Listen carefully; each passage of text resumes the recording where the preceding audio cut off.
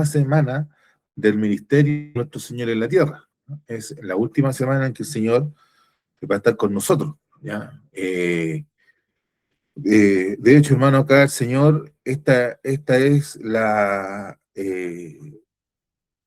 es su última predicación en el templo, hermano. Ya no hay más. El Señor va a salir del templo, va a tener una conversación larga también en el capítulo 24 con sus discípulos, ¿cierto? En el Sermón de los Olivos, ¿ya? Que tiene que ver más con una cuestión profética, y después el Señor, hermano, ya no vuelve al templo. ¿Ya? Sus últimas palabras, hermano, en el templo, ¿ya? Son súper severas, son súper duras, y todo lo que viene después, hermano, va a ser en el Monte de los Olivos, va a ser en el aposento alto, va a ser en el patio de la casa de Anás y Caifás, va a ser en el pretorio romano, todo lo que viene, pero en este lugar, hermano, que era el centro de culto del pueblo de Israel, el Señor se despacha, hermano, y digamos esa palabra, hermano, se despacha un mensaje que no deja dudas, ya no deja dudas respecto a la situación de Israel, y ahí el Señor, hermano, lo que nos está reflejando, nos está demostrando, que esto ya lo habíamos mencionado, es lo que el Señor hizo cuando llega a Jerusalén. Usted sabe que el Señor llega a Jerusalén, es recibido como un rey, la gente saca palmas, ¿cierto? Dice Hosana al que viene en el nombre del Señor, colocan mantas para que el Señor pase, y le hacen un camino con las mantas para poder llegar hasta el templo, hermano. Todas esas cosas maravillosas. Y luego el Señor, hermano, se encuentra con una higuera, y la higuera no tiene fruto. La higuera no tiene fruto, hermano, y el Señor la maldice y dice: nunca más coma alguien de ti fruto. ¿Ya? Y todos nosotros entendemos, hermano, la cristiandad completa entiende esto, hermano, que la higuera es Israel. Y por tanto, hermano, lo que Dios le entregó a Israel, en ese momento Dios se lo quitó. Dios le entregó a Israel, y Israel fue infiel en lo que Dios le entregó, en la dispensación, en la administración de las cosas espirituales, y el Señor se los quitó, y por Israel, hermano, ya no hay salvación y no hay fruto. Eso es algo que tenemos que tener en cuenta, y aquí el Señor, en ese lugar, en el patio del templo, el Señor se despacha este discurso, dando, hermano, por terminada toda vinculación con Israel, hermano, y haciendo carne, por decirlo así, ¿ya? Lo que el Señor había dicho con respecto a la higuera. Lo que el Señor hizo comienzo de esta semana con la higuera, el Señor lo viene, podemos decir así, lo viene a rematar en esta predicación final, en el atrio del templo, en el patio del templo, donde el Señor trata severamente a estos líderes religiosos.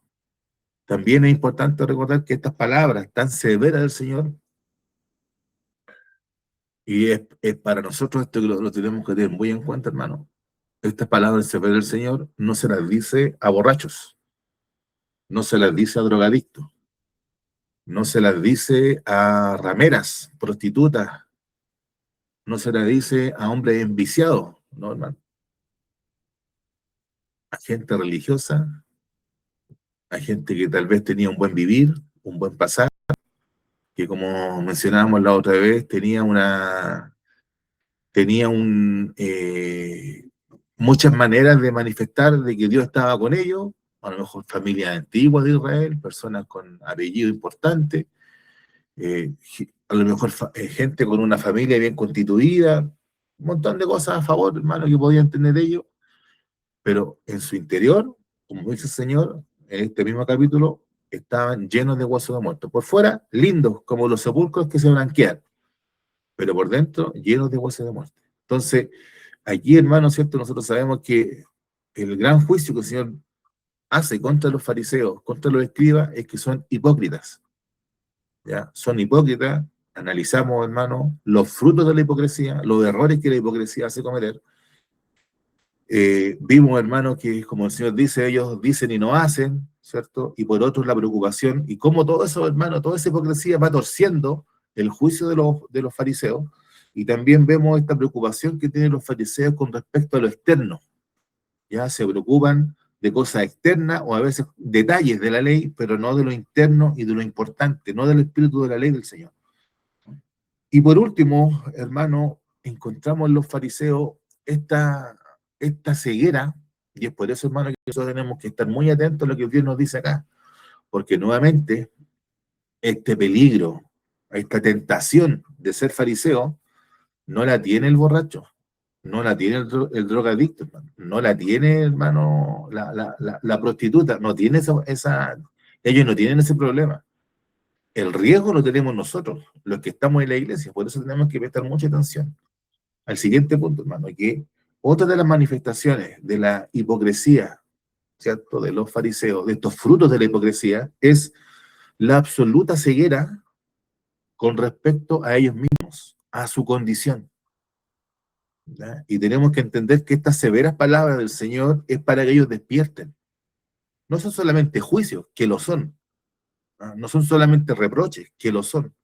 Pero también, bueno, es una forma de que ellos despierten. Y vemos cómo están tan enceguecidos ellos en su forma de ser. Y dice el Señor, versículo 32, vosotros también llenad la medida de vuestros padres. Ellos, hermanos, porque este fue nuestro último versículo de la clase anterior, el versículo 32, ellos, hermanos, se lamentaban y decían, nuestros padres, ¿cierto?, mataron a los profetas. Nosotros no hubiéramos sido cómplices de lo que ellos hicieron. Nosotros jamás hubiéramos hecho eso. Y el Señor les dice, con esas palabras, ustedes dan testimonio de que son hijos de aquellos que mataron a los profetas. Lo que usted está diciendo, ustedes son iguales que vuestros padres. Ese es el punto del Señor. ¿Ya? El Señor usa este lenguaje metafórico, por supuesto que los judíos lo tenían súper interiorizado, ¿ah? Lo tenían asimilado este lenguaje del Señor, de ellos hablaban así, hermano, en esa época, entonces ellos entendieron claramente. Este hombre nos está diciendo que nosotros somos los hijos de los asesinos, somos iguales a nuestros padres, somos asesinos. Entonces el punto es el siguiente, hermano, fíjese la ceguera de los fariseos y de los escribas. Ellos decían, nosotros no hubiéramos consentido con nuestros padres, no estaríamos de acuerdo, ¿cierto?, de haber matado a los profetas. Ya como dice el versículo 30, si hubiéramos vivido en los días de nuestros padres, no hubiéramos sido cómplices con lo que ellos hicieron. Ese es el punto de ellos. Pero, hermanos, se olvidan y no se dan cuenta que ellos están actuando igual que sus padres. ¿Ya? Ese es el punto de la ceguera, se están lamentando, se lamentan por no a lo mejor haber estado en aquella época y haber corregido a sus padres y decirle, pero ¿cómo a ustedes se le ocurre ponerse a Jeremías, a Zacarías? ¿Cómo a ustedes se le ocurre, cierto, burlarse de los profetas del Señor? Pero hay un profeta delante de ellos, hermano, y ellos están pensando de la misma manera que sus padres. Ese es el punto que está haciendo el Señor aquí. Entonces, la hipocresía produce esto, hermano, que es una absoluta ceguera. La persona no se puede reconocer a sí mismo y darse cuenta cuál es su condición delante de Dios. Y ese peligro, hermano, lo corremos nosotros. Nuevamente, no la gente del mundo, no, hermano, el borrachito que a lo mejor está ahora afuera tirado, muriéndose de frío, él no tiene ese problema lo tenemos nosotros, hermano. Que somos incapaces, ¿ya? Confiando en nuestra sabiduría, confiando en nuestra justicia, confiando en que, bueno, a nosotros nos va bien, Dios nos ha bendecido, confiando en las cosas que nosotros podemos hacer o en lo que nosotros sabemos del Evangelio, confiando en eso, podemos llegar a tal ceguera, hermano, de que sirviendo a Dios no lo estemos sirviendo. Ahora, ¿esto será posible? Yo siempre hago esta pregunta y usted ya sabe, imagina qué cita voy a hacer ahora. ¿Será posible que esto suceda? ¿Que alguien pueda servir a Dios y esté totalmente ajeno a Dios? Claro que sí, pues, hermano, ¿cierto? Usted ya sabe, me imagino cuál es la cita que viene, ¿cierto? La del Sermón del Monte, Mateo 7, cuando el Señor le dice, en aquel día muchos vendrán diciendo, Señor, predicamos en tu nombre, hicimos milagros en tu nombre, echamos fuera demonios en tu nombre. ¿Y el Señor qué les va a decir? No les conozco a ustedes, obradores de maldad. ¿Ya? Es decir, nuevamente, fíjese ese detalle, hermano, que esto era también lo que le pasaba a los fariseos y a los escribas. Y por tanto, hermano, que nosotros tenemos que tomar esta palabra, este capítulo 23, para nosotros de la siguiente manera. Nosotros tenemos que evitar esta situación, tenemos que evitar este error de los escribas y fariseos. ¿Cuál es el error de ellos, hermanos? Que ellos confiaban en sus obras, ellos confiaban en lo que ellos podían hacer, ellos confiaban en lo que sus antepasados habían hecho. ¿Ya? Confiaban siempre en ellos, pero no confiaban en Dios. Así también como aquellas personas que se presentan en el día del juicio delante del Señor diciendo, Señor, déjanos entrar en tu reino porque nosotros hemos hecho un montón de cosas, le están diciendo, Señor, mira lo que nosotros hemos hecho. Hemos predicado, hemos hecho milagros, hemos hecho un montón de cosas en tu nombre. Y el Señor le dice, ya ustedes no los conozco. Entonces, esta situación, que nos puede parecer tan extrema, es posible.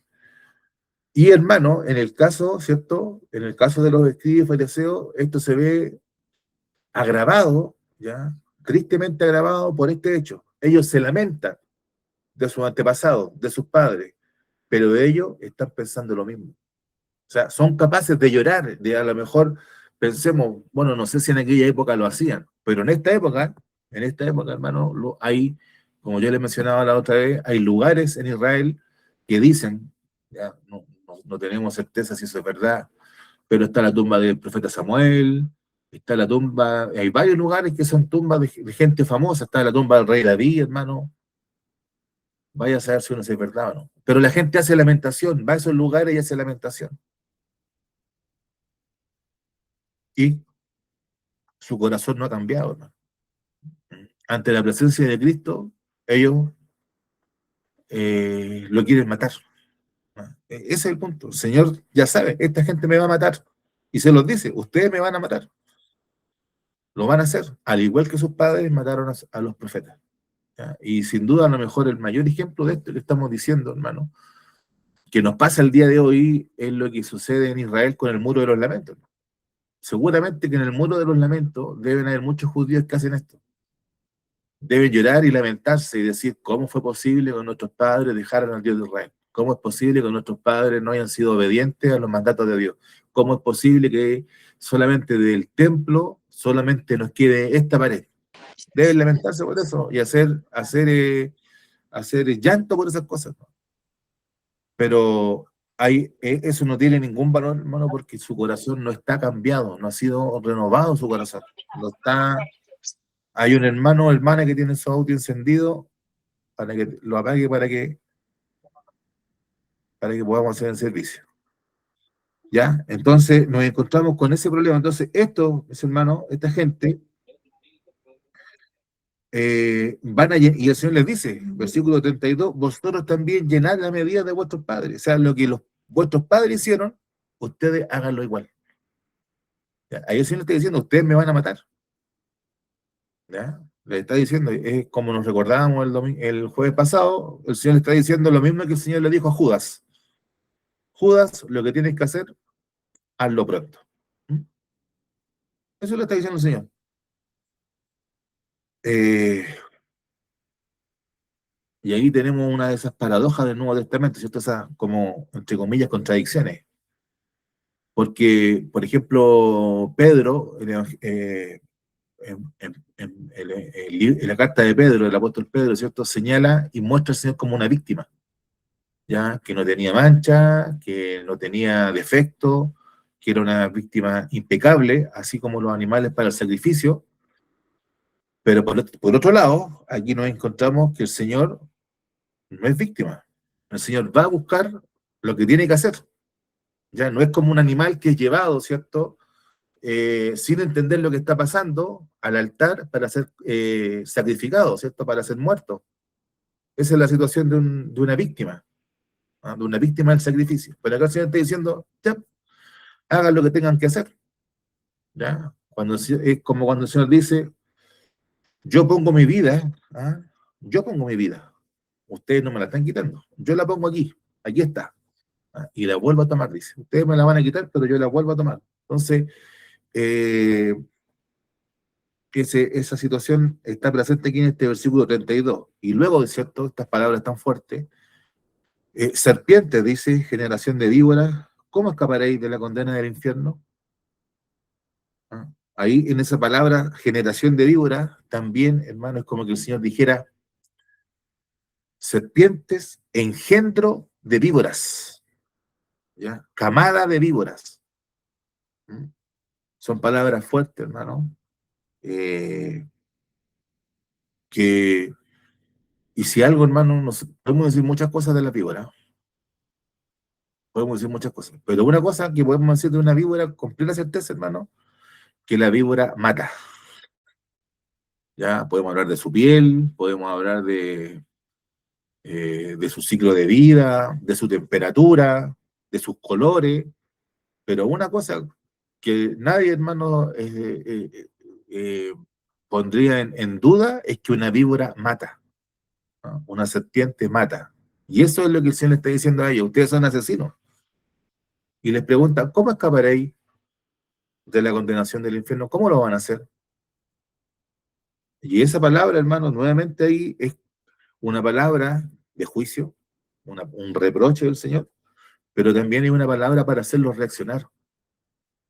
A pesar de estas palabras tan fuertes, hermanos, vemos la misericordia y la gracia del Señor diciendo, bueno, a ver si reaccionan a esto, a ver si se dan cuenta cuál es la condición, a ver si son capaces de hacer ese cruce, como dicen ahora los contadores, ese neteo, ¿ya? Decir, nuestros padres mataron a los profetas y nosotros queremos hacer lo mismo con este hombre. El Señor les dice, ¿por qué obra buena me están apresando? ¿Por qué me están llevando detenido? ¿Qué cosa, cuál de todos los milagros que he hecho es que le ha complicado a ustedes? ¿Ah? Había suficiente testimonio para los escribas y fariseos de que el Señor era un profeta. Y el Señor les dice, ustedes van a hacer lo mismo que hicieron sus padres. Generación de víboras, asesinos. Dense cuenta, pero ellos no se dan cuenta, hermano, no son capaces de hacer ese cruce, decir, mis padres, nuestros antepasados hicieron esto, nosotros vamos a hacer lo mismo. ¿Ah? No son capaces de descubrir, y es por eso, hermano, que la hipocresía es una cosa bastante seria. Que Dios tenga misericordia de nosotros. Estas palabras, serpiente y generación de víboras, nos recuerdan a las mismas palabras que usó Juan el Bautista. Y Juan el Bautista le dice, ¿y a ustedes quién le enseñó a huir de la ira que vendrá? ¿Quién le aconsejó? ¿Ah? Y esas palabras de Juan el Bautista, hermano, que es profeta también, son bastante irónicas. ¿Y a ustedes quién les dio ese consejo? Como, a quién se le ocurrió perder tiempo en darle un consejo a ustedes? ¿Ah? Es como eso que hacía Don Francisco, ¿no? Cuando ese concurso de los parecidos. ¿Quién se parece a Julio Iglesias? Y llegaba gente que ni se parecía. ¿Y a usted quién lo mandó? Y hay que decir, este paréntesis, hermano, que Don Francisco era judío.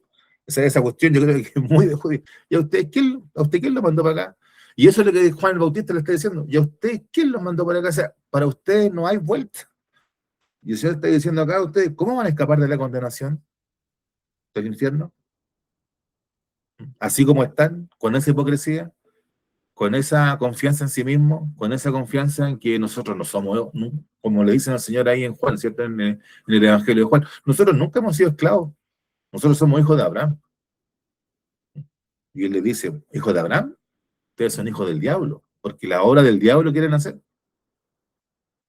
Que Dios tenga misericordia. Ahora, aquí también otro punto, hermano, importante, así como una cápsula, eh, como un pequeño paréntesis en esta lección. El Señor es el que habla del infierno. ¿Ya? Eh, no hay, y aquí la palabra infierno es fuego. ¿No? El Señor utiliza esa palabra Gehenna, que es aquella palabra que los judíos utilizaban para ese incendio que nunca se apaga, ¿ya? Que se va consumiendo. Se consume y no se apaga, ¿cierto? Que es como el fuego que hay en los vertederos, ¿no? Es lo que no se agota. A eso esa es la palabra que dice, el Señor habla de esto. ¿Ya? Entonces, yo sé que el día de hoy hay cristianos que piensan que el infierno no existe. Yo sé que hay cristianos el día de hoy que dicen que no hay una condenación. Eh, yo sé que hay cristianos que dicen que el Señor se adaptó a lo que pensaba la gente en aquel tiempo, ¿no? Pero lo que tenemos en la palabra de Dios es que el Señor dice claramente que hay un infierno, ¿no? Que hay un infierno, que hay un fuego, que hay una condenación. Y eso hay que tenerlo muy presente, hermano. No es algo de lo cual nosotros debamos avergonzarnos, sino que el Señor lo dijo. El que más habló del infierno, hermano, no fue ni Pablo, ni Pedro, ni Juan. El que más habló de esta palabra del infierno es el Señor Jesucristo. Ni Juan el Bautista, hermano. Acuérdese usted que a Juan el Bautista siempre lo reprochan porque fue muy severo y por culpa de ser muy severo perdió la vida. Hermano, Juan el Bautista se quedó chico con este sermón de Mateo 23, pues no. Juan el Bautista fue buena onda, como diríamos, comparado con lo que el Señor dijo acá en Mateo 23. Entonces, ni Juan el Bautista habló tanto del infierno, hermano, ni de la ira venidera, ni de la ira que vendrá, como el Señor lo dijo. Entonces, el que más habla de este punto es el Señor Jesús. Y nuevamente tenemos que prestar más atención. ¿Por qué? Porque el Señor nos ha demostrado, hermano, una gracia, un amor, una ternura tan grande, pero aún así, hermano, nos muestra esta otra parte, por decir así, como esta otra faceta. Y esa situación, hermano, le da más credibilidad al Señor. No se la resta, no se la quita. No, hermano, porque el Señor ha mostrado todo la revelación que nosotros tenemos que saber y entender. Y Él, hermano, en su amor, en su gracia, en su ternura, hermano, en sanar a los enfermos, en perdonar a los pecadores, en comer, ¿cierto?, con los publicanos, hermano, en juntarse con aquellos que eran despreciados por la sociedad. Todas esas cosas, hermano, el Señor nos muestra cómo Él se valida, cómo él manifiesta en lo que Él viene a hacer, ¿cierto? Yo vengo, dice el Señor, a predicar el año agradable del Señor, a dar vista a los ciegos, a sanar a los enfermos, a curar a los cojos, ¿ah? A sacar a los presos de la cárcel, eso dice el Señor. Y eso es lo que hizo. Y en ese ministerio también hay lugar para esto otro, para el juicio, para el reproche, para decirnos las cosas que vienen. Y eso, más que, pienso yo, hermano, más que restarle al Señor, demuestran, demuestran su valor, demuestran su entereza, su integridad de hombre, hermano. En este punto el Señor es varonil, pero también es tierno, porque nos advierte a nosotros que hay un juicio, hermano, que hay una condena. Y la respuesta a esto, ¿cómo escaparemos de esa condena, hermano? La única manera, nosotros tenemos que responder esto, la única manera de escapar de esta condena del infierno es creyendo en el Evangelio, arrepintiéndonos de nuestros pecados, hermano, y teniendo a Jesucristo como nuestro Señor y nuestro Salvador. Es la única manera, no hay otra. Poniendo toda nuestra confianza, no es lo que usted puede hacer, no es lo que usted haya hecho, no es lo que usted puede hacer más adelante, hermano, sino es lo que Jesús ha hecho, poniendo toda nuestra fe, toda nuestra confianza en el Señor y reconociendo, hermano, delante de todas nuestras debilidades. Esa es la manera de salir del infierno, hermano, de escaparse del infierno. Que Dios nos ayude y tenga misericordia de cada uno de nosotros. Versículo 34, dice el Señor, por tanto, ve aquí, yo os envío profetas y sabios y escribas, y de ellos a unos mataréis y crucificaréis, a otros azotaréis en vuestra sinagoga y perseguiréis de ciudad en ciudad. Yo os envío, y fíjese acá el Señor lo que dice. Aquí el Señor dice, yo os envío. Aquí el Señor hace como suyas, ¿cierto?, las palabras del Padre. Esto uno no pudiera esperar. Aquí el Señor demuestra su divinidad. Y sin duda, hermano, que esto los fariseos, para nosotros a lo mejor esto pasa piola, por decirlo así, ¿cierto? Pasa desapercibido. Pero para los judíos, miren lo que está diciendo. Yo os envío. Ellos tenían claro, hermano, que los profetas, que ellos tanto lloraban, que ellos tanto lamentaban y tanto recordaban, los profetas los enviaba Dios. Y aquí nos encontramos, ¿cierto?, con un Galileo, ¿ya?, con un Galileo que dice que él va a enviar los profetas. Eso a los judíos, hermano, yo creo que fue, de todas las cosas que yo creo que el Señor les dijo, esto tuvo que haber sido lo que más les dolió. ¿Ya? Porque el Señor aquí se está haciendo, como muchas veces el Evangelio, sobre todo Juan, destaca este punto, el Señor se está haciendo igual a Dios. Yo os envío, dice, profetas y sabios, escribas, y de ellos a unos mataréis y crucificaréis, a otros azotaréis en vuestras sinagogas, perseguiréis de ciudad en ciudad.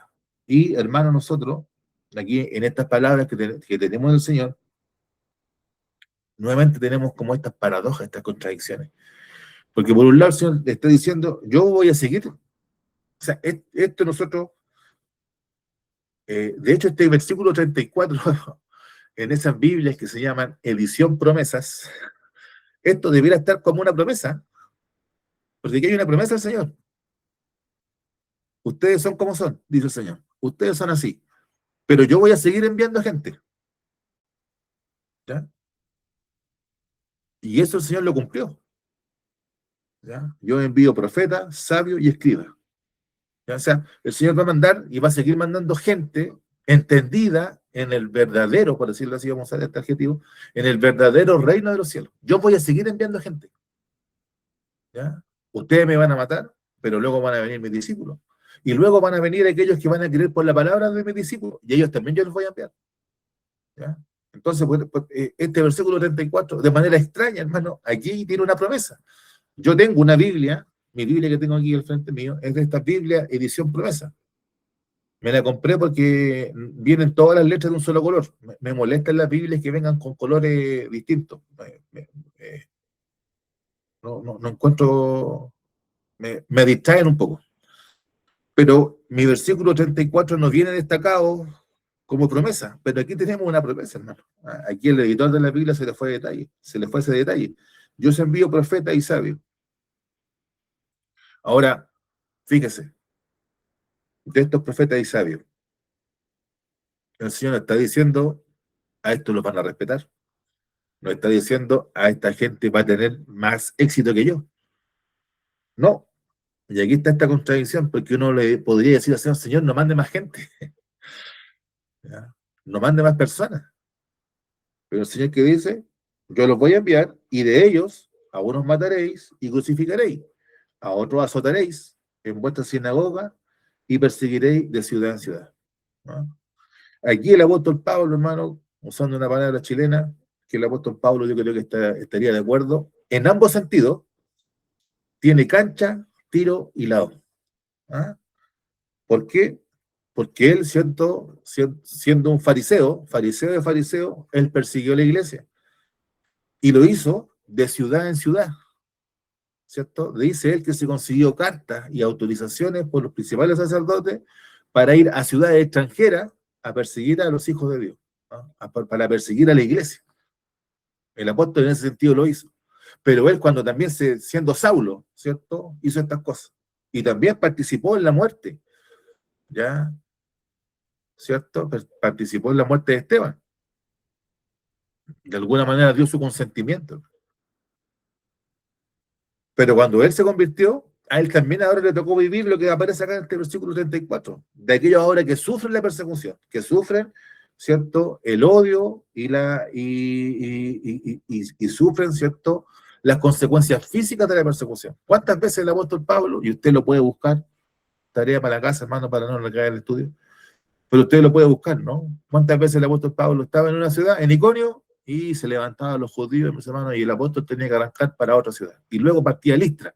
Y en Listra, el apóstol estaba predicando el evangelio y se levantaban los judíos contra él, mis hermanos. Y aquí están estos que andan revolviéndola, usando el chilenismo, andan revolviendo el mundo, y el apóstol tenía que arrancar y salir a otra ciudad, y así, hermano, pasó tanta. Y en el libro de los Hechos está lleno de esta situación en que los discípulos de Cristo, de ciudad en ciudad, hermano, arrancándose de la persecución, pero esa persecución y ese arrancar, entre comillas, hermano, sirvió para que el evangelio se fuera extendiendo, ¿no? Entonces, eh, eso, hermano, se cumplió y se está cumpliendo, por supuesto, hasta el día de hoy. Esta estructura que está aquí, ¿ya? Esto no es algo que yo descubrí, sino que los que estudian esto, hermano, se dan cuenta de este detalle. Eh, Mateo, el versículo 34, por tanto, de que yo os envío profeta y sabio, esta estructura que está acá, no está, podemos decir así, no está calcada 100% de alguna cita del Antiguo Testamento. Lo más parecido, hermano, está en Jeremías 7, y me gustaría que lo viéramos, hermano. En el libro de Jeremías, capítulo 7, el juicio que hace el Señor Jesucristo acá, en la estructura, ¿cierto? En la forma en cómo no en el contenido letra a letra, hermano, no en el contenido literal, pero sí la idea está muy representada.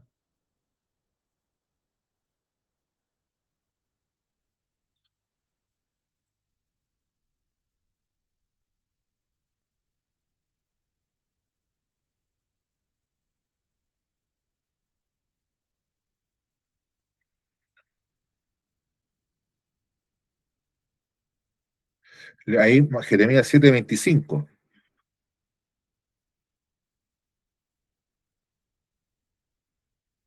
Es decir, la provisión de Dios, el rechazo de Israel a lo que Dios proveyó y el juicio de Dios. Esa es la estructura de nuestro versículo 34 de la lección. Y algo de eso, esa misma estructura está en Jeremías 7:25. Dice, desde el día que vuestros padres salieron de la tierra de Egipto hasta hoy. Y os envié, y ahí comienza, y os envié todos los profetas, mis siervos, enviándolos desde temprano y sin cesar. O sea, desde que el Señor los sacó de Egipto, le está diciendo, yo les envío profetas, mis siervos, desde temprano y sin cesar. Pero no me oyeron, ni inclinaron su oído, sino que endurecieron su cerviz e hicieron peor que sus padres. ¿Ya? Entonces está la provisión de Dios, la promesa de Dios, donde les envió profetas, está el rechazo, ¿cierto? En el versículo 26, pero no me oyeron, y fíjese ese detalle del profeta de Jeremías, no me oyeron. Ojo, hermano, el profeta nos está diciendo, no oyeron a los profetas. Yo está diciendo, a mí no me oyeron. ¿Ya? No me oyeron, ni inclinaron su oído, sino que endurecieron su cerviz e hicieron peor que sus padres. El rechazo, ¿ya? El rechazo ¿cierto? Del pueblo de Israel está también reflejado en el versículo 32, donde el Señor dice que los van a perseguir, los van a matar, los van a crucificar. Y luego, hermano, el juicio en el versículo 29. De hecho, podemos leer el 28, hermano, aunque el juicio está en la parte final, pero leamos el 28. Les dirás, por tanto, esta es la nación que no escuchó la voz de Jehová, su Dios, ni admitió corrección. Pereció la verdad y de la boca de ellos fue cortada. Corta tu cabello y arrójalo, y levanta llanto sobre las alturas, porque Jehová ha aborrecido, aquí está el juicio, Jehová ha aborrecido y dejado la generación objeto de su ira. ¿Ya? Entonces, este versículo 32, perdón, 34 de nuestra lección, tiene esta misma estructura, hermano. Dios prometiendo, Dios proveyendo palabra, el rechazo, ¿ya? Y la obstinación y la porfía del pueblo de Israel, y por tanto, hermano, lo que viene es el juicio. ¿Y eso dónde está acá? En ¿cierto? En el versículo 35, para que venga sobre vosotros toda la sangre justa que se ha derramado sobre la tierra, desde la sangre de Abel el justo hasta la sangre de Zacarías, hijo de Berequías. ¿Ya? Entonces, para que venga sobre vosotros, eso es lo que está diciendo el Señor.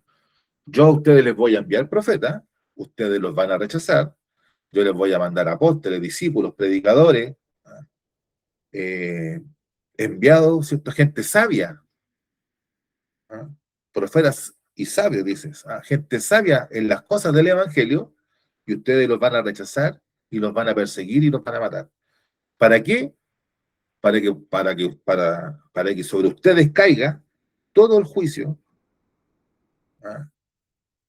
Que está preparado para ustedes. ¿Ya? Y aquí vemos, hermano, esta soberanía de Dios y que a lo mejor a nosotros que vivimos bajo una sociedad mucho más humanista, nos cuesta entender, hermano. Pero tenemos que entender que Dios es soberano, que Él hace como Él quiere y que estas personas, uno dirá, pero ¿tenían otra opción? Sí, tenían otra opción. Tenían otra opción.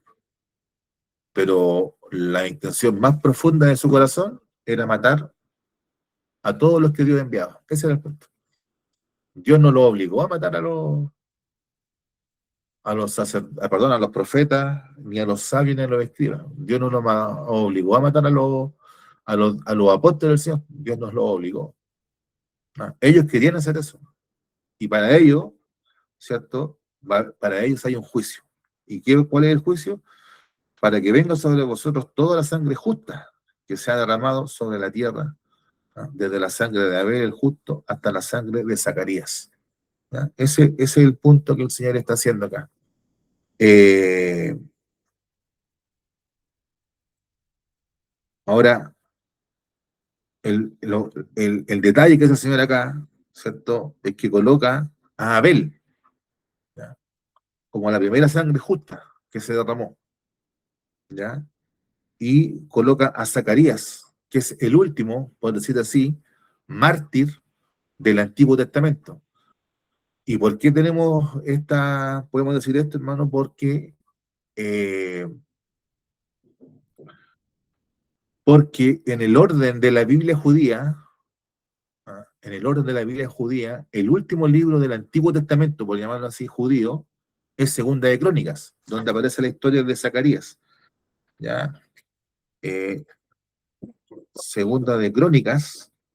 Entonces, si usted se compra una Biblia judía, hola hijo, el último libro de esa Biblia es Segunda de Crónicas.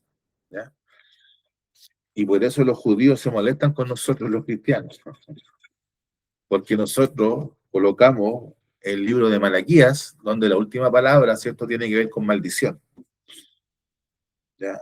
Pero en la Biblia judía, el libro de Segunda Crónica termina de una mejor manera. ¿Ah? Termina eh, con la esperanza, Segunda Crónica 24, hermano, termina con la esperanza de la restauración de Israel. ¿Ya? Detalles. Pero el Señor, que usaba la Biblia judía, cita el último libro de la Biblia que él tiene, que es y en este punto, el último mártir que aparece, este hombre llamado Zacarías, en Segunda de Crónicas 24,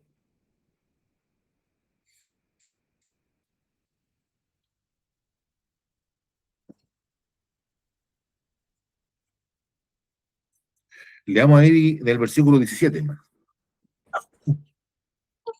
No estamos haciendo la referencia de Abel, porque todos sabemos cuál es la historia de Abel. ¿Ah? Abel es más famoso que este Zacarías. De hecho, Abel tiene película.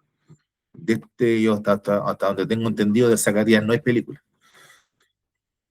Ya.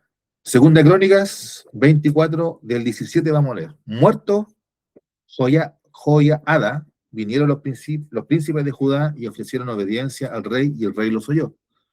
Y desampararon la casa de Jehová, el Dios de sus padres, y sirvieron a los símbolos de acera y a las imágenes esculpidas. Entonces la ira de Dios vino sobre Judá y Jerusalén por su pecado. Y les envió profetas, nuevamente, para que los volviesen a Jehová, los cuales les amonestaron, mas ellos no los escucharon. Entonces el Espíritu de Dios vino sobre Zacarías, hijo del sacerdote Joiada, y puesto en pie donde estaba, más alto que el pueblo, les dijo: así ha dicho Dios, ¿por qué quebrantáis los mandamientos de Jehová? No os vendrá bien por ello, porque por haber dejado a Jehová, él también os abandonará. Pero ellos hicieron conspiración contra él, y por mandato del rey lo apedrearon hasta matarlo en el patio de la casa de Jehová. ¿Ya? Este es el último mártir que aparece en el Antiguo Testamento, hermano. Ahora tenemos un problema. Otra cápsula, a lo mejor anexa eh, a lo que tenía nuestra lección, que es que el Señor dice que este Zacarías es hijo de Berequías. Pero nosotros acabamos de leer acá en el versículo, en Segunda Crónica 24, verso 20, entonces el Espíritu de Dios vino sobre Zacarías, hijo del sacerdote Joiada. Discúlpeme, aquí no está mi hermana para que me corrijan los acentos, no saben de poner el acento, como pronunciarlo, Joiada. Bueno, ¿cómo se llama el padre de Zacarías? ¿O de quién era hijo Zacarías? ¿De Berequías o de Joiada? Lo más probable, hermano, porque el Zacarías, usted sabe que hay un libro que se llama Zacarías, que es un profeta menor. Y efectivamente, ese Zacarías, mis hermanos, ese Zacarías era hijo de Berequías. El Zacarías, ¿cierto? Si usted ve en el libro del profeta Zacarías, dice que él es Zacarías, hijo de Berequías. Y lo más probable, hay varias teorías, hermano, sobre este detalle que tenemos acá en la escritura. Yo pienso, hermano, no en realidad porque estudié este punto, que lo más probable es que la primera persona que copió el Evangelio de Mateo, el copista que copió, ¿cierto?, en el papiro el Evangelio de Mateo, conocía y sabía que había un Zacarías que era hijo de Berequías. Y el hombre al copiar se confundió, ignorando que la referencia que hacía el Señor era Segunda de Crónicas 24, y pensando, hermano, que se refería al profeta Zacarías, que tiene su propio libro. Es la manera más sencilla de entenderlo, ¿no?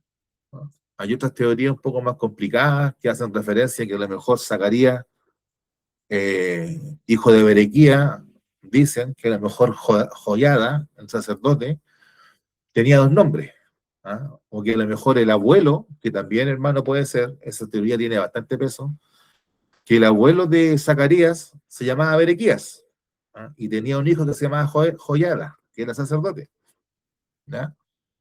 Eh, pero yo creo que la más sencilla es ese detalle, ese error de la persona que copió el Evangelio, hermano, y ese manuscrito lo tenemos hasta el día de hoy, ¿ya? O sea, la versión de él, y agregó ese dato de hijo de Berequías, y está ese detalle.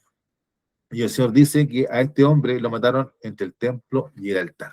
Entonces, hermano, este juicio, toda esta sangre que el pueblo de Israel ha derramado, va a caer, dice, sobre el pueblo de Israel. Y dice, de cierto os digo que todo esto vendrá sobre esta generación, ¿ya? Y este versículo 36 nos anticipa lo terrible, hermano, que viene en el capítulo 24. Que uno de los puntos más difíciles, por lo menos para mí lo va a ser, respecto a entender qué es lo que nos dice el Señor en el capítulo 24 de Mateo. Pero lo que tenemos que tener en claro, hermano, que el juicio de Dios va a caer sobre esa generación, sobre ese pueblo de Israel, ¿no? Aquellos que vieron al Señor, que lo escucharon, que lo rechazaron, que lo odiaron, que conspiraron contra él y que lo crucificaron y mataron. Esa gente va a sufrir este juicio del Señor. Y así efectivamente fue, porque todos nosotros hemos escuchado, hermano, y eso va a ser materia del capítulo 24, cómo el Señor va a castigar a su pueblo a tal punto, hermano, que el templo de Israel va a ser destruido, el templo de Jerusalén va a ser destruido, la ciudad va a ser asolada, ¿ya? Y todo el pueblo de Israel va a ser tomado esclavo y disperso, hermano, por todo el mundo antiguo conocido, ¿ya? Y estas palabras del Señor no cayeron en tierra, no fueron palabras vanas dichas por decir, hermano, sino que efectivamente se cumplieron en la época del Señor en esa generación. Entonces, para nosotros, hermanos, para terminar, sacar en cuenta, meditar y pensar que terminando este capítulo, esta parte, ¿cierto?, del capítulo 24, no seamos obstinados, hermano. Cuando el Señor nos hable, hermano, preste atención. Oiga, pero que mire a la persona que me está hablando. Bueno, como decía nuestro obispo, ¿cierto?, conforme a lo que dijo el rey David, bueno, ¿cómo sabes si Dios te lo envió?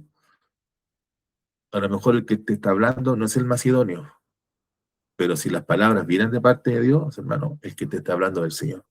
Y si cerramos nuestro corazón y nos rechazamos el mensaje del Evangelio, el mensaje que nos corrige, que nos hiere, el mensaje, hermano, que nos advierte de manera severa de los juicios de Dios sobre aquellas personas que intentando servir a Dios a su manera, lo deshonran, hermano amado, solamente como dice el libro de los Hebreos, hay una expectativa de juicio y fuego.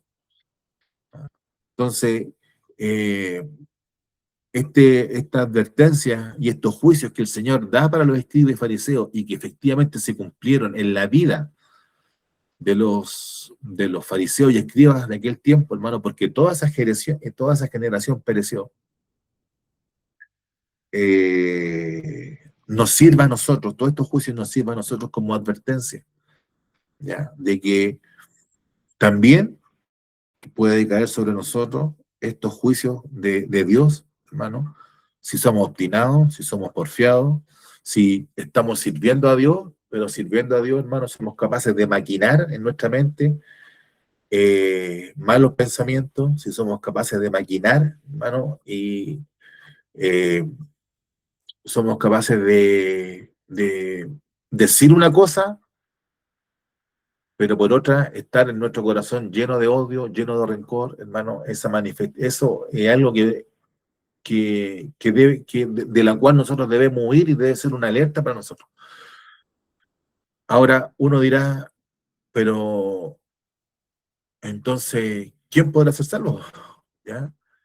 Pero hay una diferencia, hermano. El creyente puede pecar. Lamentablemente, la condición caída en la cual nosotros vivimos es, a pesar de la obra del Señor, es tan grande la marca del pecado que Dios de alguna manera deja que eso esté presente ahí en nosotros. Pero es distinto, porque el creyente cuando peca, hermano, está luchando contra el pecado. Está luchando, hermano. Es el apóstol lo deja muy claro ahí en Romanos capítulo 7, ¿cierto? Cuando él dice, bueno, lo que yo pienso, ah, eh, eh, esto no hago, y el apóstol hace como una disquisición, ¿cierto? Hermano, prefiero leerlo porque no me quiero en este punto, que puede ser también para nosotros una advertencia. Romanos 7, ¿cierto? En el título que el pecado que mora en mí. Eh,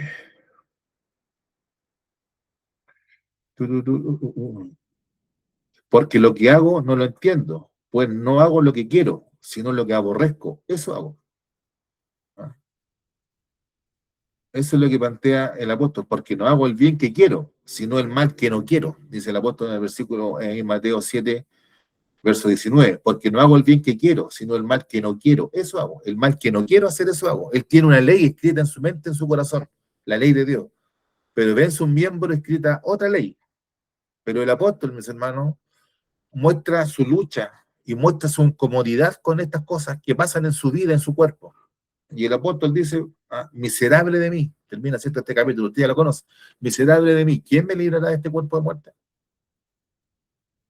Pero el hipócrita siente la presencia del pecado en su vida y la tolera. ¿Ah? ¿Cierto? La esconde, la tapa, la alcahuetea.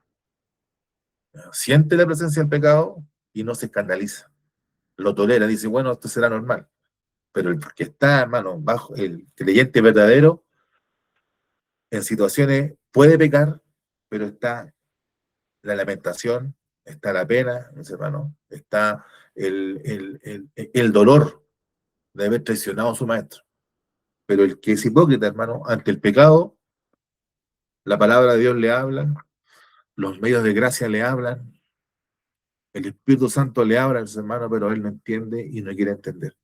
Tolera y aguanta el pecado y persevera en el pecado, y lo que le espera a esa persona, hermano, es una expectativa de fuego y juicio para su vida. Entonces, el creyente verdadero, hermano, reacciona. Pero la persona que es hipócrita, que dice que sirve y que alaba a Dios, peca, se le advierte, se le dice, pero su conducta no cambia. ¿Ya? Hermano, ¿uno podrá cambiar por sí mismo? No, hermano. Aquí lo que hay que pedir al Señor que tenga misericordia de uno y que la gracia, hermano, y el poder del Espíritu Santo haga un milagro en la persona. Pero mientras tanto eso no suceda, siga viviendo dureza y porfía de corazón. Que Dios nos ayude a nosotros, hermano, porque si para esa generación de Israel los juicios de Dios se cumplieron, también se van a cumplir para toda persona que es hipócrita e intenta servir al Señor a su manera y tiene tolerancia con su pecado. Y ahí tenemos una muestra, hermano, de la hipocresía. Somos tolerantes con nuestro pecado, pero intolerantes con el pecado del hermano.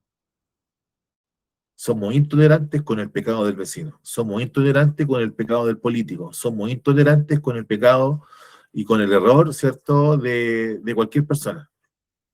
Y eso es, hermano, ahí nosotros tenemos una manifestación para nosotros, una alerta, una lucecita que se nos prende. Cuando a usted le pase eso, ojo, va camino, hermano, a transformarse en un hipócrita. Cuando usted dice, cuando lo que mencionábamos en la lección pasada, cuando usted mira la paja en el ojo ajeno y la viga que tiene en su propio ojo, usted se la tapa y no la quiere, no se la quiere tratar.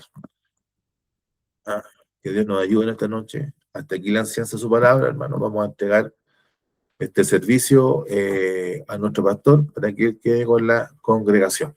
Y en esta noche el Señor nos bendiga a todos. Buenas noches, mis estimados hermanos y hermanas que están reunidos en este estudio bíblico. Interesante el estudio del día de hoy y que Dios nos ayude, hermanos, a vivir conforme la voluntad de Dios.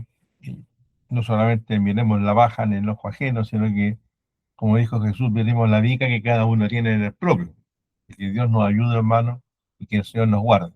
También, repito este aviso, hermano, mañana viernes, que es 1 de mayo, no tendremos reunión en las clases, lo vamos a quedar en la casa. Aprovechemos de orar, hermano, nuestro país está viviendo un día conflictivo, pero que Dios los ayude y el Señor nos guarde. Así que los invitamos para el día sábado. Los jóvenes tienen que estar en la iglesia a las 10:30 de la mañana y nosotros estamos invitados después de las 11 a este servicio que va a durar como hasta la 1, hermano, que es la responsabilidad de nuestra iglesia y de nuestros jóvenes. Así que Dios nos ayude, hermano, y el Señor nos guarde.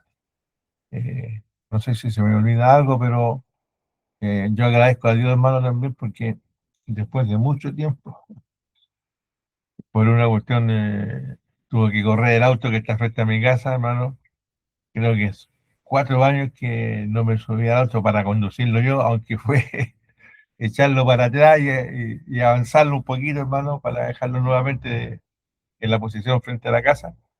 Pero me sentí bien, hermano. O sea, no se me ha olvidado manejar. Así que yo les pido que Dios me ayude, hermano, y me guarde también, porque ya la próxima semana tengo que ir al médico para asunto de los ojos.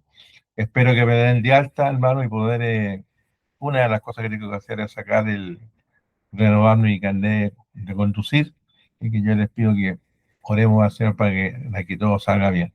Y ya que está nuestro hermano Hernán acá presente, también ahí un día estuve viendo las fotos que subió su hija que está allá en Irlanda. Bonitas las fotos, y que déle salud también. Recordemos de orar por ella y también de orar, hermano, porque hay un sinnúmero de hermanos y hermanas que están enfermos. Para que Dios se lleve estas enfermedades, estos resfriados, estas gripes que están, hermano, azotando nuestra ciudad. Hace falta de verdad la lluvia, porque ahí se termina la contaminación que hay en el aire. Un abrazo, Dios les guarde, Dios les bendiga. Yo no sé si hay otra cosa, Rodríguez, que mencionar. No hay pastor. Eso no No. hay Entonces, oremos al nada. Señor. Dios mío y Padre Celestial, delante de tu presencia nos encontramos. Duras palabras, Dios mío, salen de tu boca en esta lectura de la escuela dominical del día de hoy, Padre mío, porque la conducta, Dios mío, de los líderes, de los religiosos de Israel, era totalmente distinta, Padre mío, a su comportamiento personal. Ayúdanos a nosotros, Señor, darnos gracias a día, primeramente tomándolo de las palabras escritas por Pablo. Hay como que hay una ley. Por una parte uno quiere hacer lo bueno, pero a veces, Señor, queriendo hacer lo correcto, hace lo contrario. Ayúdanos, Padre mío, guarda tú nuestros pasos. Bendice, Señor, a cada hermano presente en este estudio bíblico. Trae sanidad, bendición, Señor, a nuestra iglesia, y la presencia del Espíritu nos acompaña siempre. Que la gracia, la bondad y la misericordia tuya, Señor, sea sobre cada uno de nosotros, sobre nuestros hogares y sobre nuestra familia. En el nombre de Jesús. Amén. Gloria a Dios, gloria a Dios, gloria a Dios para siempre. El Señor los bendiga, ¿no? Gloria a Dios.